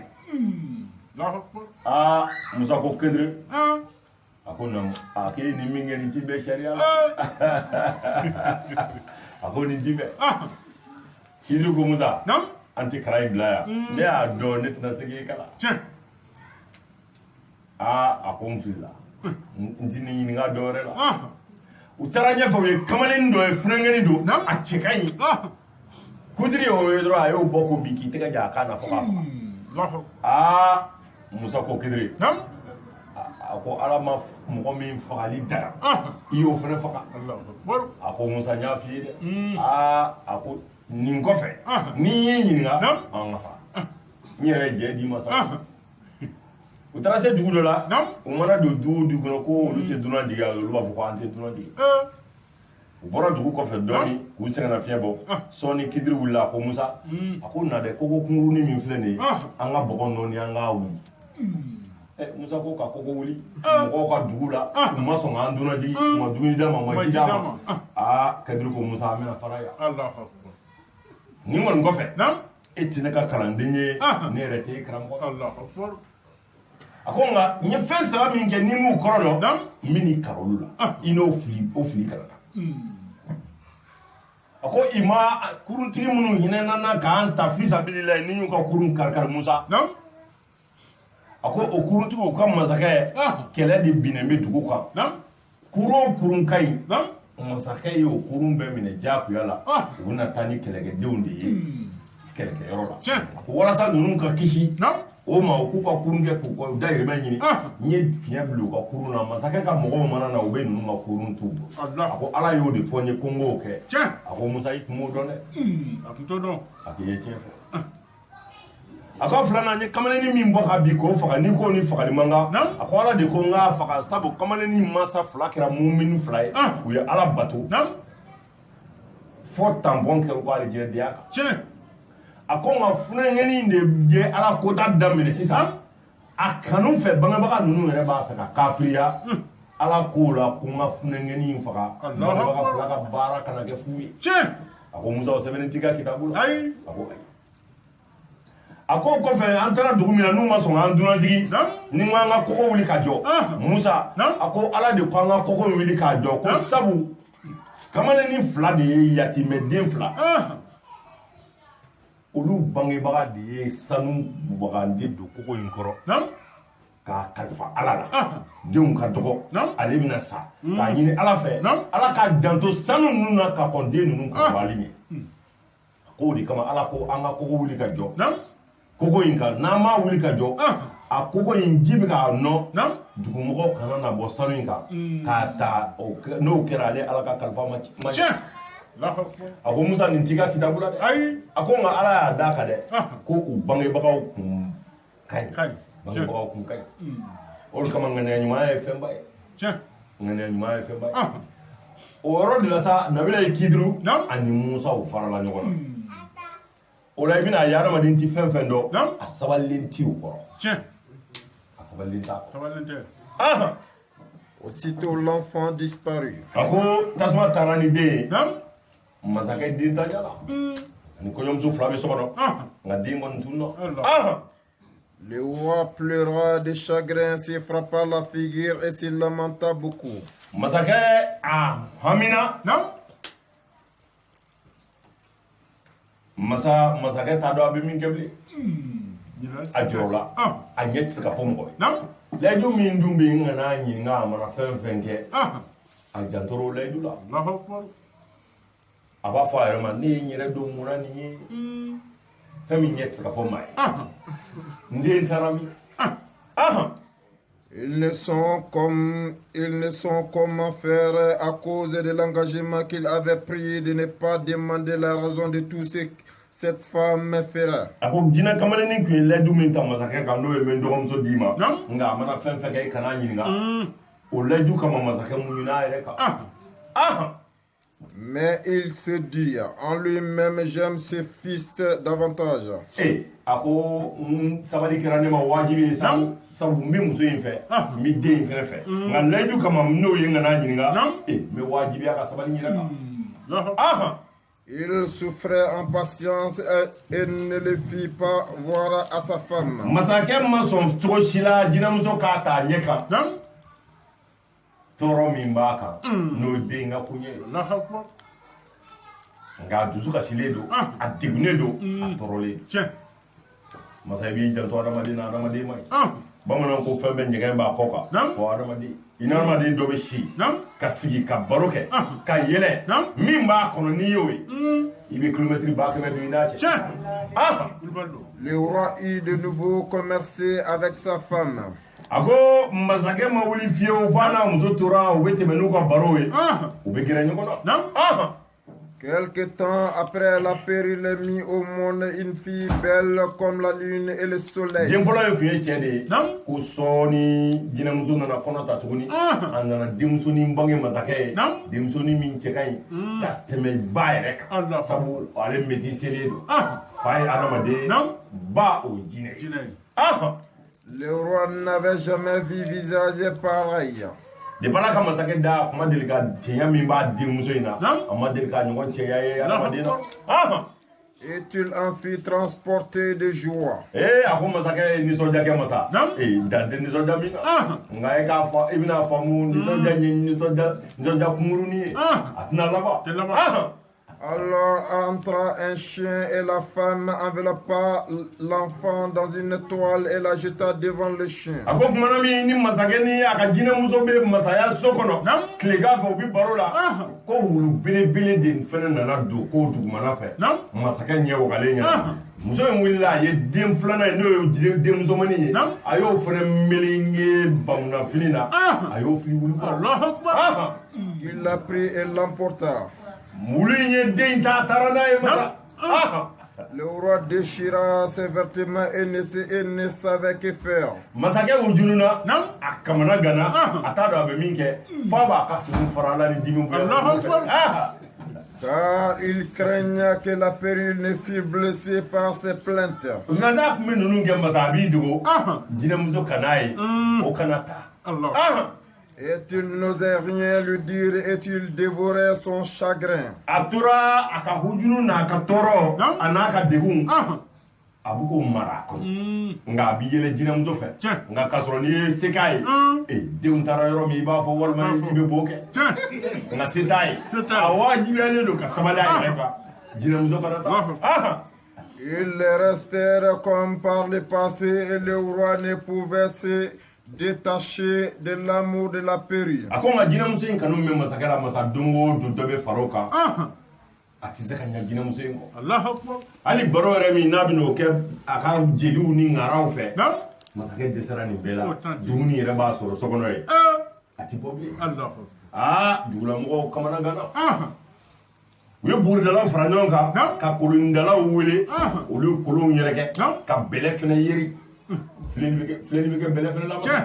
nka ale filɛli bɛ ka tunu dɔɔni dɔɔni ni fɛn ninnu bɛɛ ye tiɲɛ de ye u bɛ yeli kɛ nka mɔgɔ ye min y'a tɛnɛ tanga Tiens, Kulubali. Koloni villa ni bugu dala jena kɛra Naam. i tɛ foyi ye. I tɛ foyi. Aha.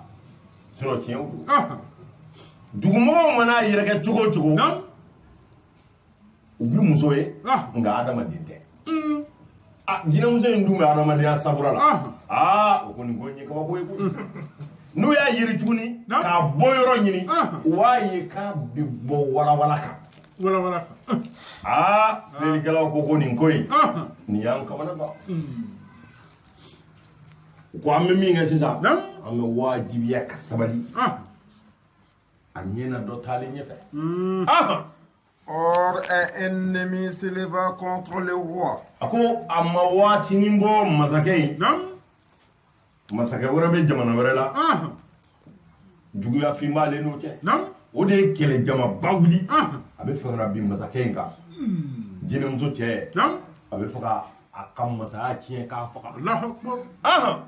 Et-il fut obligé de partir pour faire la guerre en apportant une grande quantité de provisions. Masakɛ b'a yɛlɛma jinɛmuso k'a ma don dɔ la ko a bɛna ta dɛ. Masakɛ karisa nin jamana in na a n'a ka mɔgɔw wulila u b'a fɛ ka na bin i kan tilegan fɛ k'a sɔrɔ i ma labɛn. Kɛlɛ jamaba de b'a bolo. Masakɛ jinɛmuso y'a tɛgɛ kɛ tan masakɛ ɲɛ bɛ kɛlɛ jama natɔ la u labɛnnen. Hali u n'a ka dugu tɔ ye kilomɛtiri hakɛ min ye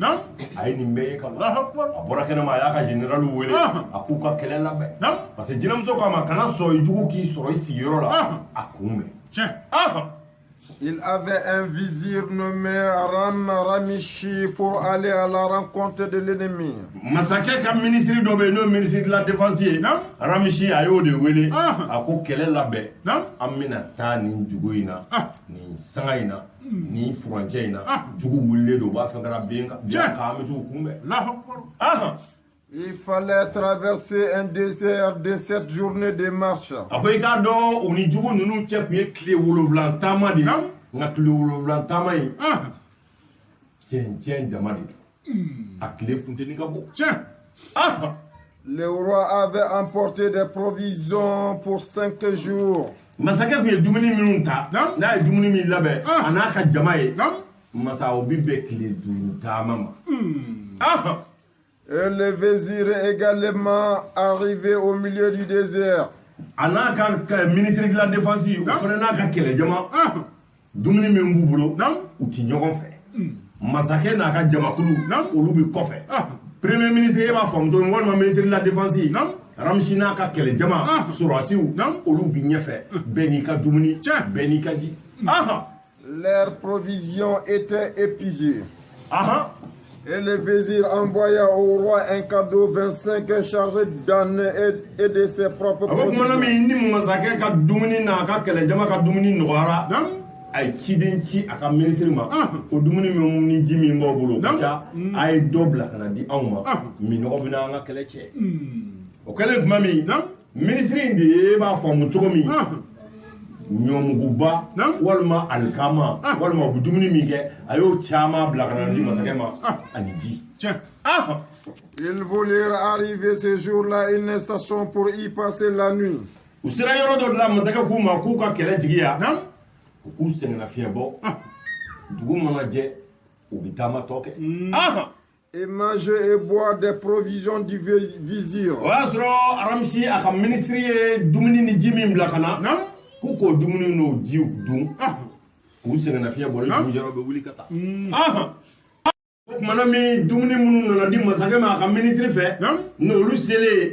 jinɛmuso ma fila kɛ dɛ a wulila ka muru ta o balo ninnu bɛ minɛn o minɛn kɔnɔ bɔrɔ o bɔrɔ a y'a bɛɛ ju sɔgɔ k'a balo bɛɛ lajɛlen suuru fiɲɛ fɛ ka taa. Les outres contenant de l'eau et les outres contenant de l'eau. A ko ji bɛ minɛn o minɛn kɔnɔ a y'o bɔgɔdaga bɛɛ lajɛlen gosi k'olu sɔgɔ ji bɛɛ bɔra. Et répandit le tout dans l'air et sur le sol. A kɛlen ka balo in bɛɛ lajɛlen ta fiɲɛ fɛ ani dugumakolo kan sisan ji ni dumuni. Quelqu'un avertirait le roi. Mɔgɔ dɔ bolila ka na masakɛ yɔrɔ ko masakɛ an t'aw ye kɔngɔ ni minɔgɔ b'an bɛɛ faga. Masakɛ ko mun kɛra a ko i ka premier ministre ye balo min bila ka na ni ji i ka kɔɲɔmuso ye ji bɛɛ lajɛlen bɔ a ye balo in bɛɛ lajɛlen bila ka taa fiɲɛ fɛ a y'a bɛɛ bɔ dugumakolo kan masakɛ nin gɛlɛyara sa dɛ fo ne yɛrɛ nana ɲininka mun bɛ yen Le roi fut très irrité et dit en lui-même. Ngelen kumana min masakɛ dusukasira dante min na a kumana a yɛrɛ fɛ Maintenant, elle a dépassé les limites de l'amitié. A bɛ k'a fɔ a kɔnɔ a ko i ye da bɛɛ sago sa i ye da bɛɛ sago i tɔ kun tora kɔ kelen min ye i y'o mɔ sa e kɔni ne ma da la ni ne nin ye ni muso in ye masakɛ bɛ tɔgɔ fɔ a yɛrɛ masakɛ tɛ dɛ hali hadamaden a b'a muso furu sa waati o waati o bɛ taa sɔrɔ ko caman de kɛra a b'olu de fara ɲɔgɔn kan n'a y'olu fara ɲɔgɔn kan a bɛ to k'a yɛrɛ ɲininka o kow la ni muso ye nin de kɛ a ye nin de kɛ a ye nin de kɛ o tuma nin bɛɛ mana fara ɲɔgɔn kan a bɛ mun yira fɛn dɔ b'a fɔ a ye nin furu sa a t'i Kulibali de bɛ ka fili. Elle a dépassé les limites de l'amitié et de l'affection. A ko ni muso in ye dan sugu bɛɛ lajɛlen sago ne masakɛ sa kan hali adamaden jugu tɛ nin k'i la kuma t'i nin na. J'avais pour elle cette femme à attendre notre vie à tous. Maintenant, il faut absolument lui exposer ouvertement le fait. Puis il dit à sa femme. Kumana min masakɛ y'a ye ko ninnu muɲu tɛna ban. Haidara y'o fɔ n'u ko mɔgɔ ma sabali o k'a sɔrɔ e sigilen tɛ ntigɛ so kan dɛ a sigilen ntigɛ so kan ntigɛnaw bɛ k'a bobara e ko a ka sabali a bɛ sabali sangani nka n'a ka a bɛ wuli o la a bɛ wuli di yɛrɛ y'a fɛ ko bamananw ko mɔgɔ bɛ sabali yanni sanga cɛ nka i tɛ sabali i ka ɲɛnɛmaya bɛɛ kan o la hakɛ de bɛ k'o la n'a sera hakɛ dɔ la n ka cɛ a dakolo bɛ ci masakɛ de wulila sisan a ko muɲu tɛ nin ba bilen i bɛ taa wulibali fɔ muso. Ô reine, sache que j'ai eu un fils qui s'y passait en beauté toutes les créatures du monde. A nana muso ma i y'an ka ji bɔ i y'an ka farani bɔ o ye kura ye o masakɛ taara daminɛ kɔrɔlen de.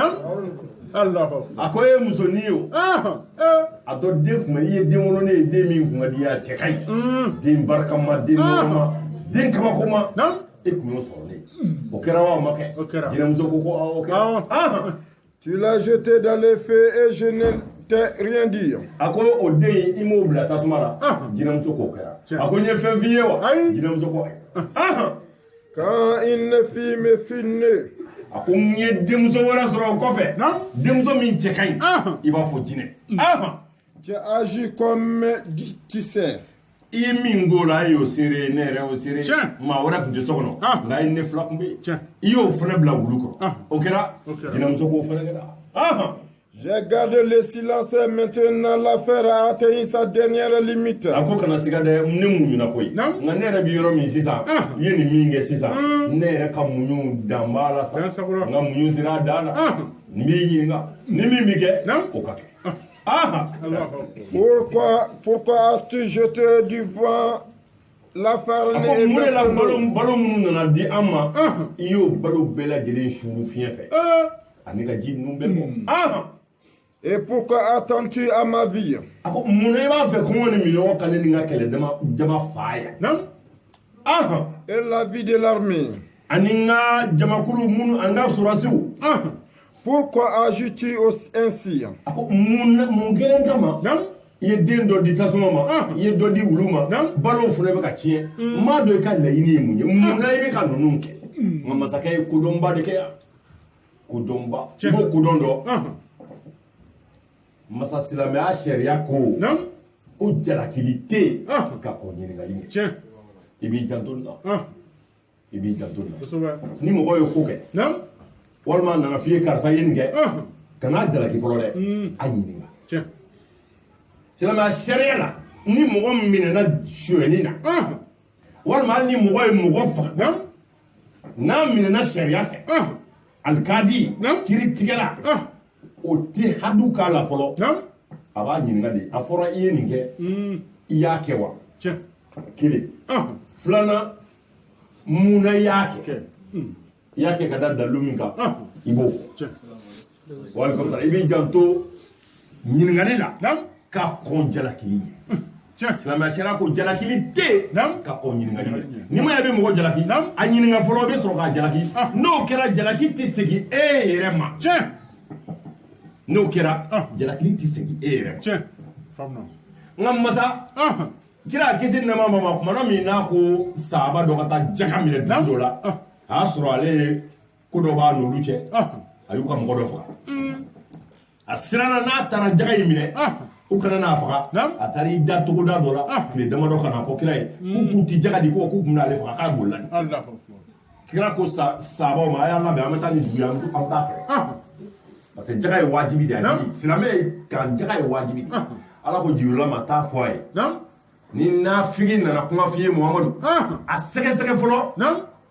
ka kɔn jalakili ɲɛ i kana taa bi mɔgɔw kan i kana tila ka malo ni kuranɛ aya de ye kira n'a ka kira nafigi tun bɛna a bila fɛn na a tun bɛ nimisa min kuma tɛ e ni ne ma o la n'u ko karisa ko ta walima mɔgɔ ye fɛn k'i la a karisa ye nin kɛnɛ la mun na n'o kɛra masa n'a a jo t'a la n'i b'a jalaki i b'a jalaki nka n'u k'i ma karisa ko ta k'a sɔrɔ tiɲɛ tɛ n'i y'o tigilamɔgɔ ye dɔrɔn k'i suru o kan ka tila ka taa sɔrɔ tiɲɛ tɛ e de jalakilen don wa e de ta ye maloya ye o la masakɛ komi ni sisan tɛ masaden ninnu u bɛ kalan ni bɛɛ ye u bɛ ladamu ni bɛɛ ye i y'a faamu u bɛ voyager ni bɛɛ ye nin bɛɛ ye kodɔn ni faamu o la masakɛ nana ko jinɛmuso ma i ye den kelen di tasuma ma i ye den kelen bila wulu kɔrɔ i y'an ka balo ni jiw fana tiɲɛ yan mun de la i y'o kɛ mɛ n'a tun ma ɲininkali kɛ jaabi min bɛna d'a ma a tun t'o sɔrɔ o la jalakili tɛ yen ka kɔn ɲininkali ye i b'i janto nin na masa n'i ye baara kɛ ni nin i bɛ bonya walahi i bɛ bonya. La femme répondit, oh mon époux. Jinɛmuso ko masakɛ ma ko y'a ne furu kɛ. Écoutez ma réponse d'abord. N ka jaabiw lamɛn mina min f'i ye. I tulo sɛbɛkɔrɔ wa i k'a labɛn. Aw ye adamadenw ye a ka dɔn ta ka dɔgɔ. J'ai jeté au vent la farine et répandu l'eau. An sera fɔ ye a ko masakɛ n ye balo in tiɲɛ ka ji in bɔ n y'a kɛ ka da kun min kan n bɛn'o de f'i ye. Parce qu'elle était empoisonnée sans doute. A ko masakɛ kana siga fiyewu i ka ministre ye balo ni ji min bila ka na a ye pɔsɔni de k'a la. Tu n'as pas compris ce que j'ai fait. A ko e tɛ se k'a faamu aw ye adamadenw ye a bɛ fɛn de dɔn a ye min ye anw jinɛw bɛ fɛn dɔn aw tɛ min ye o la ne y'a dɔn a ye pɔsɔni k'a la a bɛ ka pɔsɔni k'a la tuma min a kɛra ɲɛna n y'a ye o de kama n y'a bɔ e n'i ka jama kɔngɔ ni minɔgɔ k'aw faga o ka fisa pɔsɔni k'aw faga. Si tu veux t'en convaincre, fais venir ton vizir et ordonne-lui de manger et de boire de ce qu'il y reste. A ko nka masakɛ n ye ɲɔmugu in dɔɔni to yen a n'a ka ji nalen dɔɔni seereya kama n'i ma da ne la mɔgɔ bila ka t'i ka minisiri wele ka na i k'a fɔ a ye k'a ye ji ni ɲɔmugu min lana k'u ka ɲi kojugu ko nka a yɛrɛ ka dɔɔni d'u la i k'a ye. S'il le fait, tu sauras toi-même que j'ai menti. A ko masakɛ n'a sɔnna ka dumuni kɛ ka ji min a ma fɛn k'a la i n'a dɔn ne ye nkalon tigɛ. S'il ne le fait pas, sache que ton vizir a reçu 100 000 dirhams et qu'il a empoisonné. A ko nka n'a ma sɔn fiyewu kana siga dɛ i bɛ masakɛ min bɛna kɛlɛ depuis i b'i ka jamana kan masakɛ in ye jaasusu espion dɔ de bila a kana ni dirham 100,000 ye ka na d'e ka minisiri ma walasa a bɛ se k'a dan sigi e ka masaya la cogo min k'i ka jamana minɛ ka fara a ta kan. Masakɛ ne ɲɛ kun bɛ nin bɛɛ la nka n ma fɛn f'i ye maa bila i ka t'i ka minisiri minɛ ka na n'a ye ni n bɛ ka min fɔ ni tiɲɛ don a ka dumuni kɛ a ka ji. Pour te faire périr toi et ton armée. A k'i kana siga fiyewu a tun b'a fɛ k'e n'i ka kɛlɛ jamakulu de halaki ka di masakɛ dɔ in ma. Le roi fit amener le vizir et mettre devant lui un peu de cette farine et de cette eau. Masakɛ m'a bila tagagiri da la a ye sɔrɔsiw bila ka taa minisiri kɔrɔntɔ ka na n'a ye a k'e de ye nin dumuni ni nin balo in bila ka na di ne ma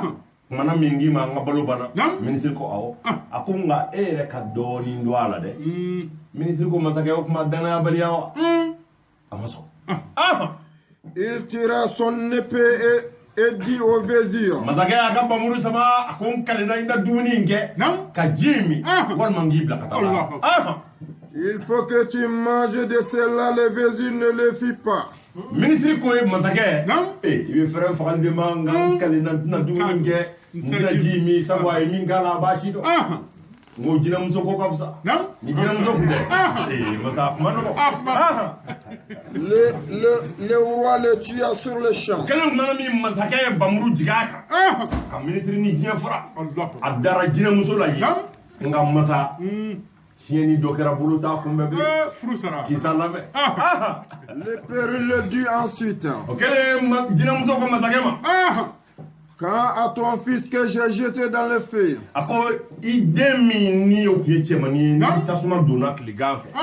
masakɛ ni y'o ni bamunafini fili tasuma la ni tasuma taara n'a ye min y'o ɲɛf'i ye jaba ce fait était la plus compatissante nourrice. a ko n'i ma o tasuma in dɔn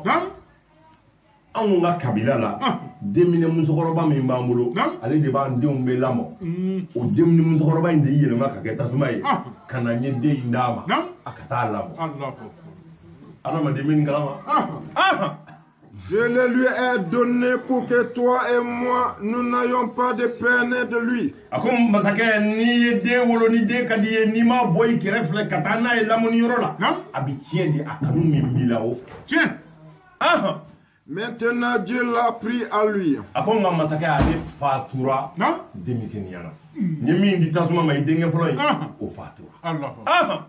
qu'il t'accorde une compensation. a ko Alahu Taala a kɛ i sara baraji la quand à la fille que j'ai donnée au chien. an ye den min sɔrɔ kɔfɛ n'o tun ye npogotigi ɲuman ye ni wulu nana ni y'o fɛnɛ bila wulu kɔrɔ ni wulu y'o ta ka taa n'a ye c'est encore ma nourrice que je l'ai donnée. a ko wulu min nana ale de tun ye tasuma in ye siɲɛ filanan n'a nana wuluya sabura la n y'ale de fɛnɛ di an ka denminɛ musokɔrɔba in ma a ka taa lamɔ qui a eu soin d'elle mieux que tout autre. a ko masakɛ a y'an den in ladon ka jogo ɲuman don a la k'a bɛrɛbɛrɛ ka tɛmɛ e ni ne kan n'a kun tora an bolo an kun tɛ se k'a ladon elle est vivante auprès de cette nourrice. a ko kana se ka o den in kɔni o bɛ balo la masakɛ denmusonin bɛ balo la puis la père le poussa un cri. o kɛlen tumana min jinɛmuso y'i tɛgɛ fila d'a kun masa a kulela dewu masakɛ jɔlen bɛɛ y'a kule k'a mɛn kabako de bɛna lamaga la nourrice arriva et apporta la petite fille. a ye kule min kɛ ja kun ye den musokɔrɔba in den nadonba in a y'o de wele kule tigɛra dɔrɔn u ye musokɔrɔba dɔ ye kɛrɛfɛ ani npogotiginin ɲuman u jɔlen bɛ masakɛ kɛrɛfɛ jinɛmuso yɛrɛ jɔlen don masakɛ ka kɛlɛjama bɛɛ ja tigɛlen kabako de bɛ ka lamaga la petite fille est brillamment ornée. denmuso ye masiriw b'a la sanu la ani warijɛw la ani lulu la k'a ta kunkolo fɔ duguma elle avait pour la valeur de 100,000 dinars d'ornement. a ko masiri minnu tun b'a la o bɛ taa fɔ a tɔgɔ ye di dinar 100,000 sur elle en fait des bijoux de toute espèce. Le roi n'avait jamais vu une fille aussi belle. masakɛ y'a den ye cɛɲala masa de bala k'a da a ma deli k'o fana ye ɲɔgɔn cɛɲa a cɛ ka ɲi ala ba ye la péril l'a pris et l'a remis au roi en disant. o kɛlen tumana min jinɛmuso in taamana ka na denminɛ musokɔrɔba yɔrɔ a ye denmusonin ta a tɛgɛ ma a nana di masakɛ ma a ditɔ a ma a ye fɛn dɔ fɔ voilà ta fille. a k'i denmuso filɛ nin ye elle ordonna ensuite que l'armée se mit en marche. a ko n b'a ɲini i fɛ i k'a fɔ i ka kɛlɛjama ye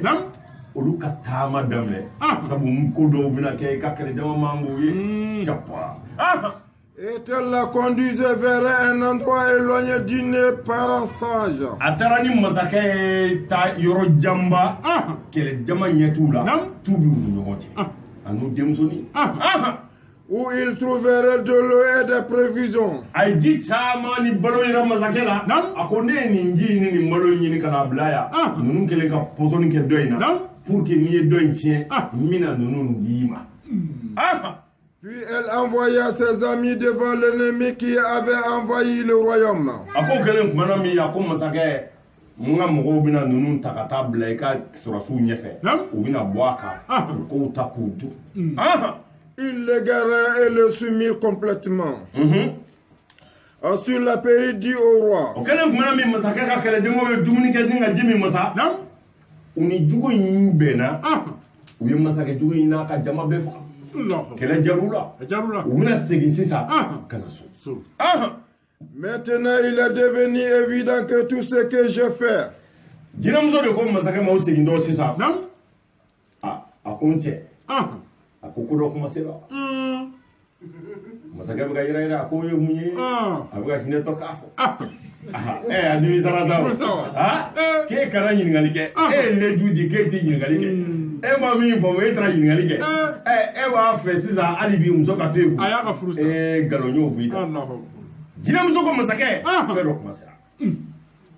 bɛnkan ye bɛnkan de bɛnkan ye dɛ et c'est pour ton bien. a ko i k'a dɔn ne ye fɛn fɛn kɛ i ma minnu faamu den min bilara tasuma la min dira wulu ma i ka balo minnu tiɲɛna ne fɛ n ye nin bɛɛ kɛ e yɛrɛ ka hɛrɛ de kama car tu ne me verras plus jamais. a ko n ka masakɛ kana